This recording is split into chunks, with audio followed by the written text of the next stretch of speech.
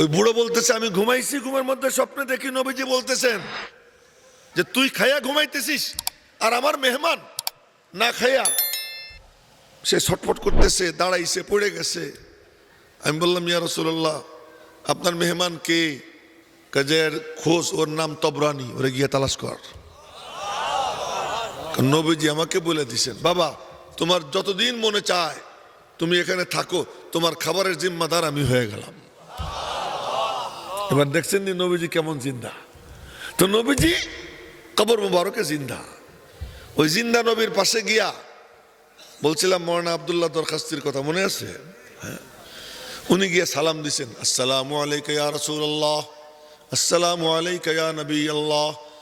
কথা বলার আগে একটা কথা না বললেই নয়, তা হলো মনে হয় যেন কোনো পাপ টাপ করছি, যে পাপের শাস্তি যেখানেই যাই বলে কি সবার শেষে তুমি। তার মানে সব ওয়াজ টোয়াজ করবে তখন যখন মানুষের এনার্জি থাকে শোনার, এরপরে কালেকশন টালেকশন হবে, মানুষ বিরক্ত হইয়া উঠি উঠি ভাব করবে, এমন সময় বলবে কি এবার তোমার পালা। মনে মনে কই কি অন্যায় যে করছিলাম, যার শাস্তি নিয়মিত পাইতে হয়। তো আজকেও সেই শাস্তি ভোগ করতে হইতেছে। এখন আপনাদেরকে যে আমি কিছু শক্ত বলবো তা পারবো না, কারণ আমি তো ভালো গরম জায়গায় বসা, কিন্তু আপনারা ঠান্ডা জায়গায় বসা। এই যে বসে আছেন আপনারা, ওই যে একজন মনে হয় ঘুমের দোয়া পড়ে ঘুমাইছে, হ্যাঁ মানে মজলিসে আছে, এই মাথা উঁচা করো। হ্যাঁ তুমি তো জোয়ান দেখা যায়, আমি মনে করছিলাম বুড়া। হ্যাঁ তাজা হও, তাজা হও। হ্যাঁ তুমি একবার জোরে আল্লাহু আকবার বলো। হ্যাঁ কও, এদিক তাকাও, একদম দোয়া পড়ে ঘুমাইছে। আচ্ছা খায়ের। তো যে কথা বলতেছিলাম যে মৌলানা শরীফও আমার সেই শাস্তি দিল যে বুড়ো হইছো এখন সবার শেষে।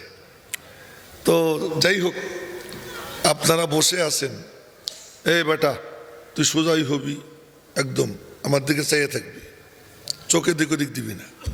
কেন বলি এই কথা? কোরআনে কারিমে আল্লাহ তাআলা মুমিনদেরকে ডাক দিছেন 89 বার। কয়বার? ইয়া আইয়ুহাল্লাযীনা আমানু বলে ডাক দিছেন 89 বার। ওই যে সাইডে যারা বসা আছেন কাছে আসেন, ওখানে কোনো প্যারাক ট্যারাক তো গাড়া নাই, আসেন কাছে আসেন, কাছে আসেন। 89 বার ডাক দিছেন। 89 ডাকের প্রথম ডাক মনে রাখেন, প্রথম ডাক প্রথম পারার 15 পৃষ্ঠার শেষে, ইয়া আইয়ুহাল্লাযীনা আমানু লা তাকুলু রাঈনা, এটা হলো প্রথম ডাক। আর শেষ ডাক 28 পারার 20 পৃষ্ঠার প্রথমে, ইয়া আইয়ুহাল্লাযীনা আমানু তুবু ইলাল্লাহ তাওবাতান নাসুহা, হলো শেষ ডাক। তো সুবহানাল্লাহ কয়ে ফেলেন, কি সমস্যা? জোরে বলেন সুবহানাল্লাহ। আমার আগের সব বক্তা তেজস্বী ছিল, আমি হলাম ঘুম পাড়ানি বক্তা। আমি কথা বললে ঘুম ঘুম ভাব এসে যায়, আমারও মাঝে মাঝে ঘুম ঘুম ভাব এসে যায়। আস্তে আস্তে কথা বলি, তো আপনাদের সাথে কথাবার্তা আস্তে আস্তে বলবো, মাঝে মাঝে একটু জোরে জোরে আপনারা সুবহানাল্লাহ কইেন, জোরে কোন সুবহানাল্লাহ। সুবহানাল্লাহ বললে লাভ হলো এইটা, যখন কেউ বলে সুবহানাল্লাহ তার অর্থ আল্লাহ পাক। তো রব্বুল আলামিন বলেন সাব্বাহতানি, তুই আমারে পবিত্র বললি, সাব্বাহতুকা, যা আমিও তোরে পবিত্র বানাইয়া দিলাম। তো আরো জোরে কোন সুবহানাল্লাহ। আপনারা মনে মনে বলতেছেন আইসে আমাদেরকে জোরে জোরে সুবহানাল্লাহ কওয়াইতেছে। আমিও একদিন ওয়াজ শুনতেছিলাম, এই যারা যারা দাঁড়াই রয়েছে কথা কয়, এরা সবাই সেখানে বসে যাক, বসে যাক। এরকম দৃশ্য দেখলে কথা বলতে কষ্ট হয়। হ্যাঁ না, এই যে দূরে যারা আছে, এই যে চেয়ারে বসা, এই চেয়ার টেয়ারের কি দরকার? নিচে বসে যান, মজলিসের মধ্যে খায়রও বরকত। আসেন নিচে বসেন, নিচে বসেন, তো কষ্ট করেন কিছুক্ষণ। আমি লম্বা কথা বলবো না। আমিও একদিন ওয়াজ শুনতেছিলাম। কার ওয়াজ? মৌলানা আব্দুল্লাহ দরখাস্তি রহমতুল্লাহ আলাইহি। মৌলানা আব্দুল্লাহ দরখাস্তি হাফেজে হাদিস, বুখারী শরীফ পুরো মুখস্থ ছিল। সুবহানাল্লাহ কয় না ভালো করে। পুরো বুখারী শরীফ মুখস্থ ছিল। আল্লাহর বান্দাটা কেমন একটু গল্প শুনেন, এতক্ষণ তো জিহাদ করছেন, এখন একটু গল্প সল্প শুনেন। আল্লাহর বান্দাটা কেমন? তুমি আবার বাড়াইলা কেন? আগের আওয়াজ ঠিক ছিল। রওজা পাকের জিয়ারতে গেছে, ওখানে তো নবীজি জিন্দা, হ্যাঁ জিন্দা। আল আম্বিয়াউ আহইয়াউন ফি কুবুরিহিম ইউসাল্লুন, নবীরা তাদের কবরে জিন্দা এবং দাঁড়াইয়া দাঁড়াইয়া নামাজ পড়েন, কবরে জিন্দা। আর আমার নবীজি কেমন জিন্দা তার এক আজীব ঘটনা আপনাদেরকে আগে শুনেই দেই। কেমন জিন্দা, সবাই একটু তাজা হয়েছেন তো, কথা বলা যায় তো এখন?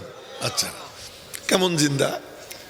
এক বেদুইন, গ্রাম্য বেদুইন, আরবি বলে আরবিতে, একটু কমাও একটু কমাও, হ্যাঁ। এই ছেলে পেলেরা তোমরা আইসা হয়তো বসে যাও, সামনে হাঁটাহাঁটি করো না, এই দৃশ্যটা দেখলে কথা বলতে সমস্যা হয়। হ্যাঁ, মানুষ বেশি দরকার নেই, মানুষ কম হোক, সমস্যা নেই। তো বলতেছিলাম নবীজি কেমন জিন্দা।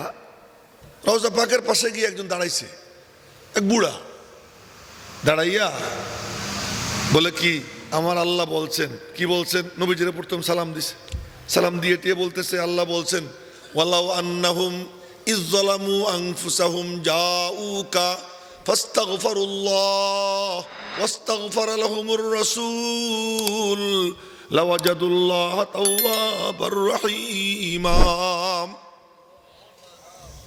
আল্লাহু আকবার কইতে গবেষণা করা লাগে, বলে ফেলেন আল্লাহু আকবার। এই যে বাদাম, এই কাম করা যাবে না, মোবাইল পকেটে রাখতে হবে। এই কথা বলার জন্যই আমি আয়াত পড়ছি। তো রওজা পাকের পাশে দাঁড়াইয়া বলে কি যে আল্লাহ বলছেন উম্মতের জালেম যদি আপনার কাছে আসে আর আমার কাছে মাপ চায় আর আপনি যদি সুপারিশ করে দেন, তাহলে আমি আল্লাহ 2 গুণে গুণান্বিত হব। 1 গুণ তাওয়াব আর 1 গুণ রহিম। তুমি বলে আমি একটু কমাও। হ্যাঁ, এই তো 1 গুণ তাওয়াব আর 1 গুণ রহিম। তাওয়াবের গুণ দিয়া গুনাহগুলো মাফ করব, আর রহিমের গুণ দিয়া ওর গুনার জায়গাগুলো নেকি দিয়ে ভরে দেব। তো আল্লাহ তো বলছেন, এখন সে কয় কি আমার দিকে দেখেন আল্লাহ আমারে মাফ করে দাও, আর এদিকে বলে ইয়া রাসূলুল্লাহ একটু বলে দেন না। নবীজি রওজা পাকে জিন্দা, বলতেছে ইয়া রাসূলুল্লাহ একটু বলে দেন না। আবার বলে আল্লাহুম্মা গফিরলি, আর বলে ইয়া রাসূলুল্লাহ ইশফালি। আরবিতে বললাম আল্লাহ মানে মাফ করে দাও, ওদিকে বলে হে আল্লাহর রাসূল আপনি একটু সুপারিশ করে দেন। 1 বার 2 বার 3 বার কয়েকবার বইলা এরপরে সে রওনা দিবে, তার আগে 4 লাইন কবিতা পড়ে, ওর 2 লাইন রওজা পাকের সামনে লেখা। 2 লাইন কি রওজা পাকের সামনে লেখা আছে, যারা গেছেন তারা দেখছেন, আর যারা যান নাই আল্লাহ তাদেরকে যাবার এবং দেখবার তৌফিক দান করুক। 2 লাইন রওজা পাকের সামনে লেখা, যে ওই কবিতা পড়া বুড়া হাঁটা দিছে। ওখানে এক বুজুর্গ মুরাকাবায় ছিলেন, আমি বেশি লম্বা করে বলতেছি না, কথা সংক্ষেপ করে বলতেছি। বুড়া হাঁটা দিছে, ওই বুজুর্গ মুরাকাবায় ছিলেন, উনি দেখতেছেন নবীজি বলতেছেন এ তুমি জলদি যাও, ওই বুড়ারা বলো যে ওর দোয়া কবুল হয়ে গেছে, আল্লাহ ওকে মাফ করে দিছে। এই দিকের মানুষ কিন্তু এখনো কাছে আসে নাই, কইছিলাম ফাঁক বন্ধ করে কাছে চলে আসেন, কিন্তু আপনারা আসেন না। এখন কথা শোনেন, একটু আসেন, কাছে আসেন। ওই যে পিছনে এক বুড়া একা একা, একা থাকবেন না, কাছে চলে আসেন। ওই যে আর একজন একা একা বসে রয়েছে, একা একা থাকেন না, মজলিসে চলে আসেন। আচ্ছা খায়ের, কেমন জিন্দা তার আর এক কাহিনী শুনে। নবীজি কেমন জিন্দা। 3 বন্ধু পড়তে গেছে মসজিদে নববীতে, নবীজির মসজিদে। 3 বন্ধুর এক বন্ধুর নাম আবু শায়েখ, আর এক বন্ধুর নাম ইবনুল মুকরি, আর এক বন্ধুর নাম তবরানি। মনে থাকবে নি? কথা কয় না, মনে থাকবে না? আবু শাইখ ইবনুল মুকরি তবরানি, এই তিন বন্ধু পড়তে গেছে মসজিদে নববীতে। মসজিদে নববীতে তো বড় বড় চেয়ার পাতা আছে, বড় বড় মুহাদ্দিসরা পড়ায়, ওই জামানায় পড়াইতো। থাকা খাওয়া যার যার নিজ দায়িত্বে, উস্তাদ শুধু পড়াইতেন। এখন তো মওলানা শরীফ সবার খাওয়ার জিম্মাদারিও নিছে, আপনারা নিয়ে নিছেন, বিভিন্ন মাদ্রাসায় খাওয়ার জিম্মাদারি নিয়ে নিছে। কিন্তু ওখানে ওই জমানার নিয়ম ছিল উস্তাদ কেবল পড়াবে, আর থাকা খাওয়া যার যার নিজ জিম্মায়, নিজ জিম্মায় থাকা খাওয়া। বেশ কিছুদিন যাওয়ার পরে পয়সা শেষ, পয়সা শেষ হওয়ার পরে কারো কাছে হাত পাতে না। 3 দিন তিনজন না খাওয়া, 3 দিন একটা না। 3 দিন পরে দুই বন্ধু বলে, আবু শাইখ আর ইবনুল মুকরি, না রে ভাই আর পারতেছি না, জায়গা বাড়ি গিয়ে পয়সা করি নিয়ে আবার আসবো। ইমাম তবরানি বলে কি, আমি যাব না, আমি থাকবো। 5 দিন না খাওয়া উনি। 5 দিন পরে দাঁড়াইছেন, মাথা চক্কর দিয়ে পড়ে গেছেন। পড়ে গিয়ে এরপরে যখন একটু স্বাভাবিক হয়েছে, মনে মনে বলে, আমি না নবীজির মেহমান, মনে মনে বলছে আমি না নবীজির মেহমান, তো যাই নবীজির কাছে বলে আসি। তো রওজা পাকের পাশে গিয়া সালাম দিয়ে বলে, আসসালামু আলাইকা ইয়া রাসূলুল্লাহ আল জু', সালাম আপনার উপরে হে আল্লাহর রসুল, খিদা। আর কিচ্ছু বলে নেই, এতটুকু বলে চলে আসছে। ঘন্টা 2 ঘন্টা পর মসজিদ নববীর গেটের সামনে এক লোক খাবারের পাত্র মাথায় নিয়ে ডাকতেছে, আইনা তবরানি, আইনা তবরানি, তবরানি কই, তবরানি কই। আল্লাহু আকবার, ভালো করে কয় না, জোরে কয় আল্লাহু আকবার। তবরানি কোথায়? ইমাম তবরানি মনে মনে বলেন, উনি এক কিতাব লেখছেন, হাদিসের কিতাব, 45 খণ্ডের। এই যে দাদা নাতি, এখন কিন্তু আমার দিকে চেয়ে থাকতে হবে, চোখ অন্যদিকে দিবার পারবেন না, হ্যাঁ, এটা মনে রেখেন, এটা খুব জরুরি। এখন উনি মনে মনে বলেন, আমার নাম জানলো কেন? যে বলতেছে, চাচা কি আপনি কারে খোঁজেন? তবরানি রে। আমি তো তবরানি, আপনি আমার নাম জানলেন কেমনে? তোমার খিদা লাগছে, আগে খাও। তোমার খিদা লাগছে, আগে খাও। না পরে খাবো, আগে কাহিনী বলেন। বলে দুপুরবেলা খায়া কাইলুলা করতেছিলাম, একটু ঘুমাইতেছিলাম। এই তোমরা এক কাম করো, আমার কানে আওয়াজ কম দাও। এটা কি সিস্টেম করবা করো, আমার কানে আওয়াজ যেন কম আসে। যে ঘুমাইতেছিলাম দুপুরে খায়া, আর দুপুরবেলা খায়া একটু ঘুমানো সুন্নাত। যাও তুমি যাও, খুব ভালো। কারণ মোবাইলের সাথে সম্পর্ক আর ওয়াজ দুইটা একসাথে চলে না। কি বলবো, তো বলতেছিলাম। এবার ওই বুড়ো বলতেছে, আমি ঘুমাইছি, ঘুমের মধ্যে স্বপ্নে দেখি নবীজি বলতেছেন যে তুই খায়া ঘুমাইতেছিস আর আমার মেহমান না খায়া সে ছটফট করতেছে, দাঁড়াইছে, পড়ে গেছে। আমি বললাম, ইয়া রাসূলুল্লাহ, আপনার মেহমান কে? কাজের খোঁজ, ওর নাম তবরানি, ওরে গিয়ে তালাশ কর। নবীজি আমাকে বলে দিছেন, বাবা তোমার যতদিন মনে চায় তুমি এখানে থাকো, তোমার খাবারের জিম্মাদার আমি হয়ে গেলাম। এবার দেখছেন নি নবীজি কেমন জিন্দা। তো নবীজি কবর মুবারকে জিন্দা। ওই জিন্দা নবীর পাশে গিয়া বলছিলাম মওলানা আব্দুল্লাহ দরখাস্তির কথা মনে আছে? হ্যাঁ, উনি গিয়ে সালাম দিছেন, আসসালামু আলাইকা ইয়া রাসূলুল্লাহ, আসসালামু আলাইকা ইয়া নবী আল্লাহ, আসসালামু আলাইকা ইয়া খায়রা খালকিল্লাহ, আসসালামু আলাইকা ইয়া শাফিআল মুযনিবিন, আসসালামু আলাইকা ইয়া রাহমাতাল লিল আলামিন। মনের মাধুরী মিশাইয়া সালাম পেশ কইরা যা যা বলার বইলা ওখান থেকে আইসে গেছেন। আইসা একটু রেস্ট নিছেন, ঘুমাইছেন তো নবীজির সঙ্গে দেখা হয়ে গেছে। ওই যে একজনের মাথা নিচের দিক, এই যে বলে দেন, নাকের থেকে কাপড় কুপড় সরাইয়া এইদিকে চাইয়ে থাকেন। সবার জন্য একই বিধান। হ্যাঁ, এই কেউ পিছনের দিকে তাকাবে না। ওই যে আবার পিছনের দিকে তাকাইছে। এই ছাত্র লাল রুমালওয়ালা, এদিক ওদিক তাকাও কেন? বলছি না চোখের দিকে দেবা, হ্যাঁ। আচ্ছা, নবীজির সঙ্গে দেখা, আর নবীজিকে স্বপ্নে দেখাটা কেমন? বুখারী শরীফের হাদিস, নবীজি বলেন, মান রাআনি ফিল মানাম ফাকাদ রাআনি, যে স্বপ্নে আমাকে দেখলো সে আমাকেই দেখলো। অন্য হাদিসে নবীজি বলেন, মান রাআনি ফিল মানাম ফাকাদ রাআল হাক্কা, যে স্বপ্নে আমাকে দেখছে সে বাস্তবই দেখছে। বাস্তবটা কেমন বাস্তব তার এক মজার কাহিনী মনে পড়ে গেছে, শোনাবো?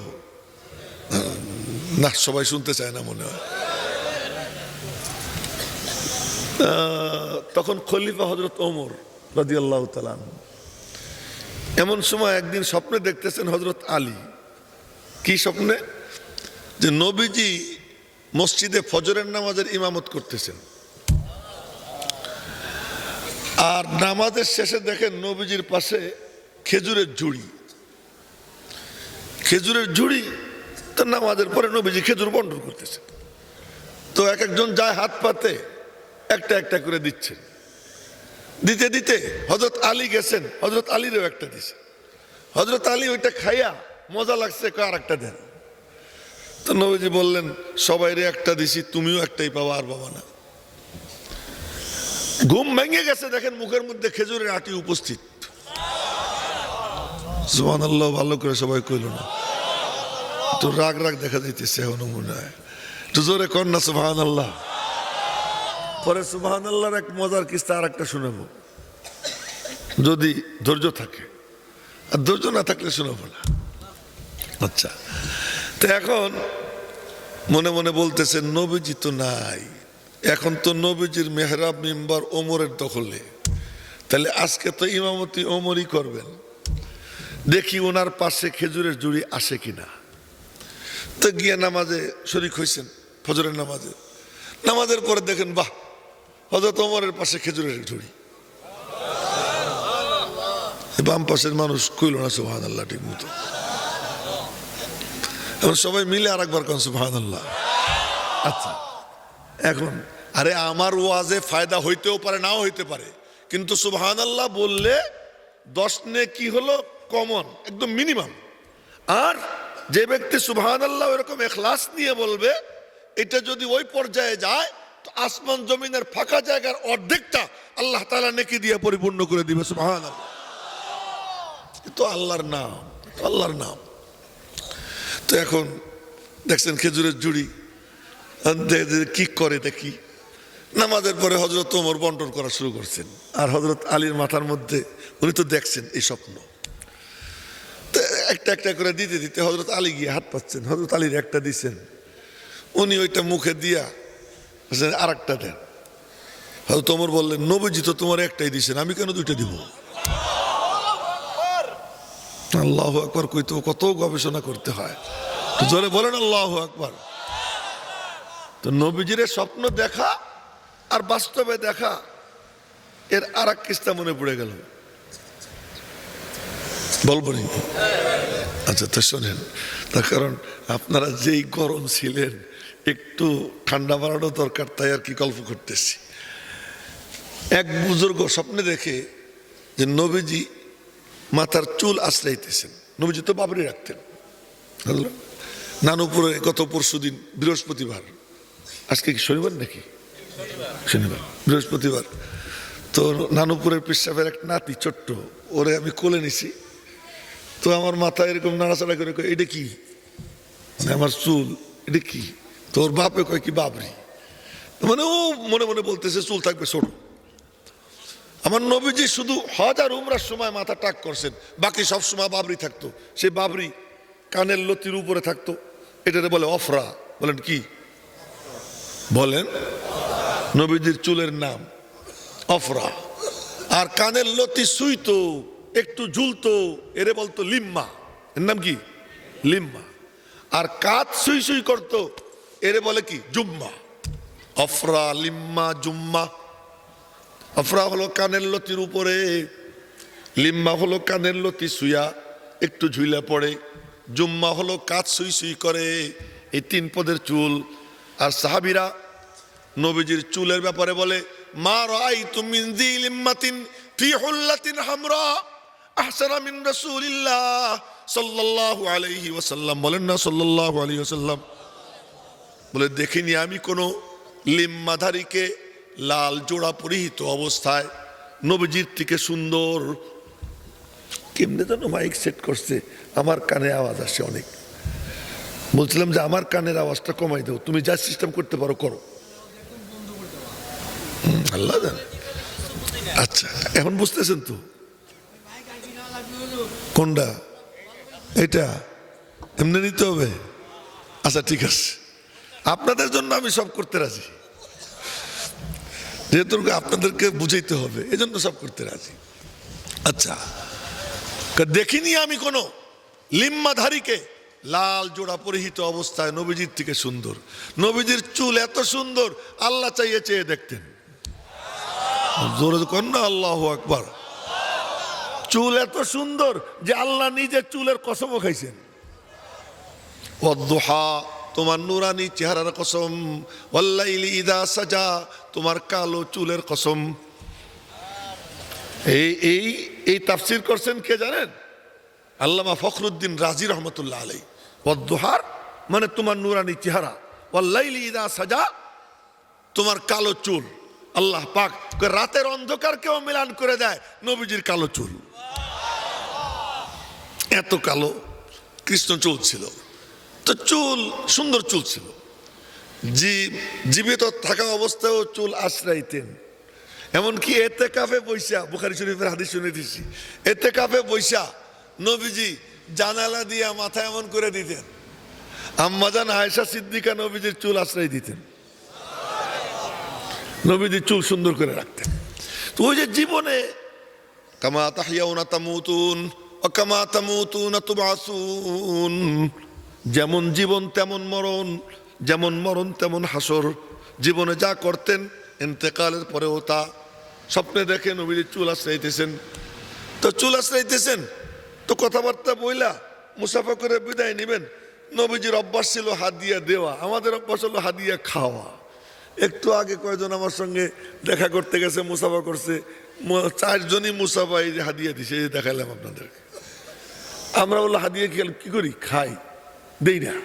আর নবীজি কেউ কিছু দিলে সাথে সাথে দিতেন এবং ইন্তেকালের আগে বলেন যে আমি কারো কাছে ঋণী নাই, সবার ঋণ শোধ করছি, একজনের ঋণ শোধ করবার পারলাম না। কারো কাছে আমি ঋণী না, শুধু একজনের ঋণ, আবু বকরের ঋণ শোধ করতে পারিনি। আল্লাহ পাক কিয়ামতের দিন আবু বকরের ঋণ শোধ করে দিবেন। জোরে কন্যা সুবহানাল্লাহ। নবীজি কারো কাছে ঋণী না, তো নবীজি দিতেন।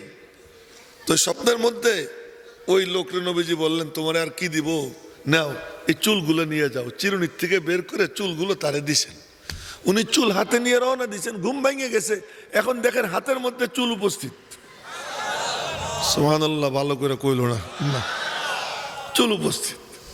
শীতটাও যাবে, একটু জোরে কোন আল্লাহু আকবার। আচ্ছা এখন হাতের মধ্যে চুল উপস্থিত। এই চুল পাইয়া একটা সাদা কাপড়ে, সুন্দর কাপড়ে পেঁচাইয়া এটারে পকেটে রাখছেন। পকেটে রাইখা ওযু টুজু করে তাহাজ্জুদের নামাজ পড়ছেন। তাহাজ্জুদের নামাজ শেষ করে ফজরের টাইম হয়েছে, সুন্নত 2 রাকাত ঘরে আদায় করছেন। ঘরে আদায় করে এরপরে ফরজ নামাজ পড়ার জন্য মসজিদে গেছেন। কেউ যদি ফজরের সুন্নত ঘরে আদায় করে এরপরে ফরজ নামাজ মসজিদে পড়তে যায়, অনেক ফায়দা। তার মধ্যে একটা ফায়দা হলো আল্লাহ পাক তার রিজিকের অভাব দূর করে দিবে। আমলটা করতে পারবো না ইনশাআল্লাহ? কে কে করতে রাজি আছি একটু দেখাই তো। রাজি আছি তো ইনশাআল্লাহ? আল্লাহ তুমি কবুল করো, তৌফিক দাও। এখন এই খুব মনোযোগ দিয়েন। এখন ঘটনা আসলটা এখনো শুরু হয় নাই। এবার ঘটনা কি? ফজরের নামাজ পড়ছেন, ফজরের নামাজ পড়ে যায় নামাজে বসা। ওই যে একজনের চোখ নিচের দিকে, চোখ এদিকে রাখতে হবে। আমি সবাইরে দেখে দেখে কথা কইতেছি, মুখস্থ কথা কই না। গতকাল দেখি এক মাহফিলে একজন ওয়াজ করতেছে, জুমার পরে একটা বয়ান ছিল, দেখি চোখ বন্ধ করে ওয়াজ করতেছে। আমি গিয়ে পাশে বসছি, আমারও দেখে না। তা আমি তো বুড়া, সে জোয়ান মানুষ, কিন্তু চোখ বন্ধ করে ওয়াজ করতেছে। এরপরে একজন তারে ধাক্কা দিয়া আমারে দেখাইছে, হুজুর আইছে। তো এখন চোখ বন্ধ করে ওয়াজ করলে তো সুবিধা, কে ঘুমাইলো কে থাকলো না থাকলো কিছু আসে যায় না। কিন্তু আমার নবীজি চোখ খোলা রেখে বয়ান করতেন এবং প্রত্যেকের চেহারা দেখতেন, বডি ল্যাঙ্গুয়েজ দেখতেন, চেহারার হাব ভাব দেখতেন এবং দেখা প্রত্যেকের ছবি নবীজির মাথার মধ্যে সংরক্ষিত হয়ে যেত। পরের মজলিসে কাউকে না দেখলে বলতেন অমুক রেজে দেখি না। বলেন না জোরে সুবহানাল্লাহ। এবং যারা শুনতো মনোযোগ দিয়া, আজকে তো কোরআনের আলোচনা সব হয়েছে, শুধু একটা কথা শুনি আপনাদেরকে, নবীজির জামানায় এক জিল কোরআন শরীফও ছিল না। একজন সাহাবীও এমন ছিলেন না যিনি কোরআনের হাফেজ ছিলেন না, অথচ কোরআন শরীফ জিলছি কি ছিল না। কেমনে? নবীজি একবার তিলাওয়াত করতেন, ওই তিলাওয়াত দেলটা খুইলা এমন ভাবে শুনতেন একবারেই সাহাবীর মুখস্থ হয়ে যেত। জন্য মনোযোগ দিতে হয়, মনোযোগ দিতে হয়। ওই আর একদিকে ইদিয়া অন্য কামও করি, নাতিরেও আদর করি, আবার হুজুরের আদর শুনি, মোবাইলও দেখি, হুজুরের আদর শুনি, কিন্তু লাভ হয় না।